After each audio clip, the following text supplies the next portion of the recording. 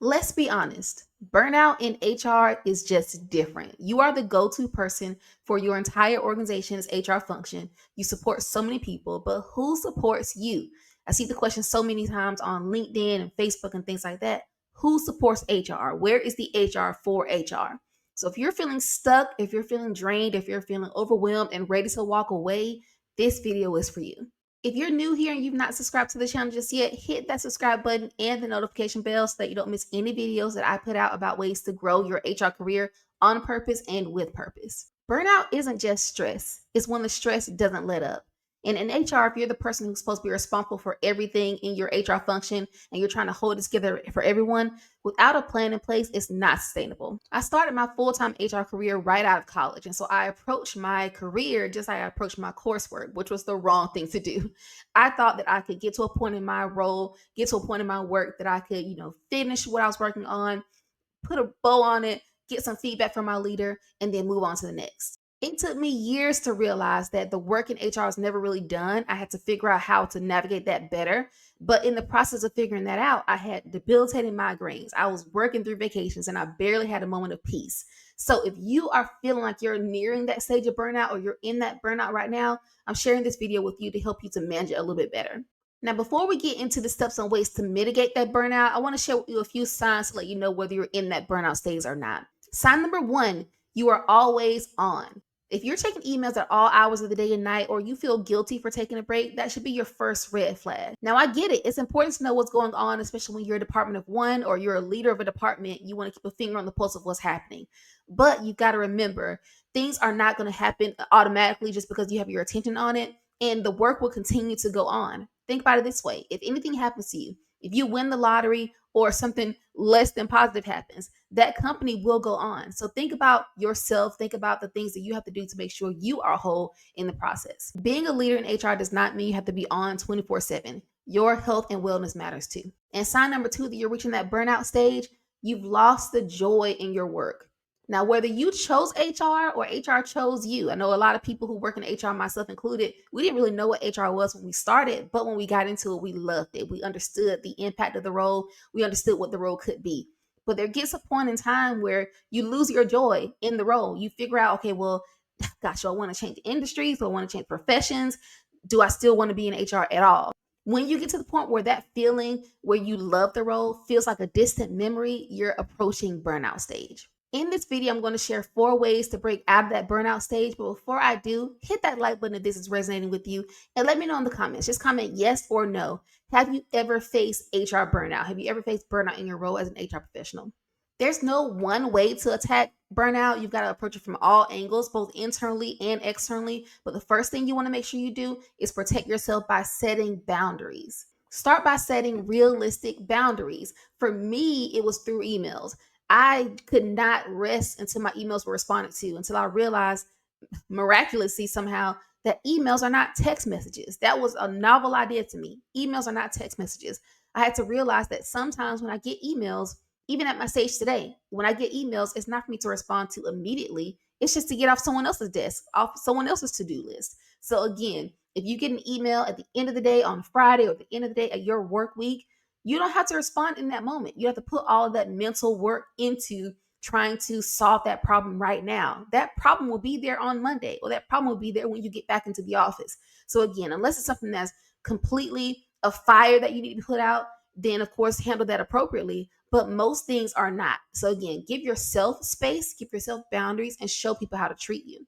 It's okay to say no. It's okay to delegate. It's okay to say not right now. It's okay to give yourself space. Again, not overcommit yourself to do things that you don't have the capacity for. Another way to combat burnout is to protect your energy by prioritizing your recovery. Think of it this way: you cannot pour from an empty cup. You can't be your best for other people around you, whether it's your family, whether it's your company that you work for, or anyone else outside of yourself, if you are not whole yourself. Take your time off.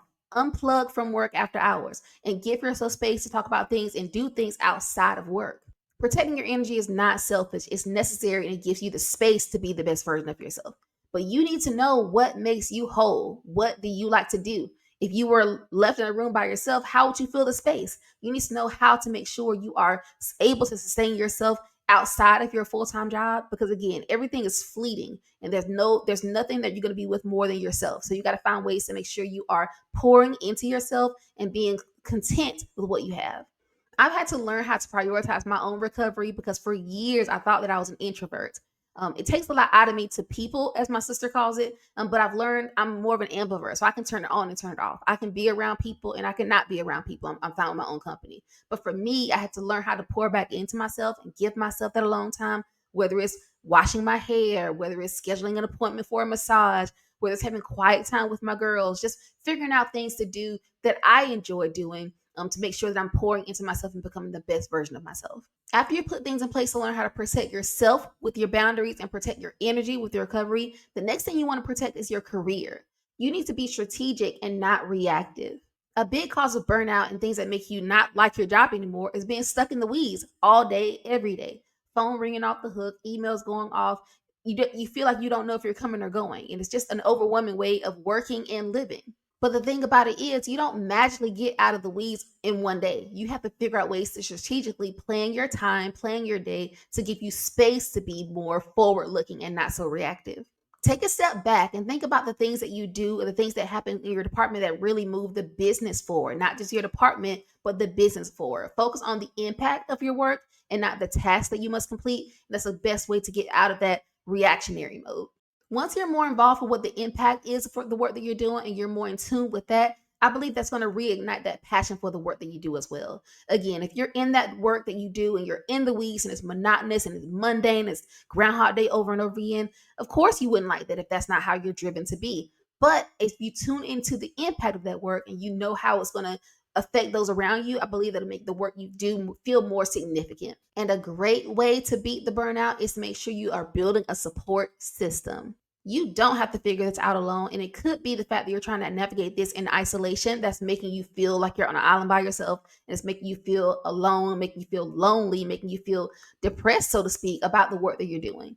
Talk to peers, talk to mentors, talk to people in your local SHRM chapter or employer association. Talk to coaches who get it. Find the people who inspire you to be better. Find people who remind you of why you chose HR or why HR chose you in the first place, and figure out ways to reignite that excitement around the work that you do. Remember, burnout does not mean that you're weak. It means you've been strong for too long without enough support. Take this as your sign to put yourself back on your priority list. If you're ready to take control back of your career and of your well-being, I am here to help. Comment below with the word playbook, and I will send you a link to download my free career guide, what's going to give you the 10 steps to level up your HR career by helping you lead with impact as an ambitious HR leader. You're going to learn how to gain clarity on the work that moves your career forward, how to get noticed in your career, and a step-by-step plan you can start building today to make the most of your time.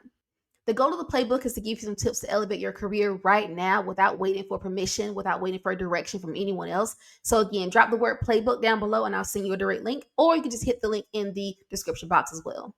I've learned a lot in my nearly 17 years of HR experience, going from intern to executive leadership.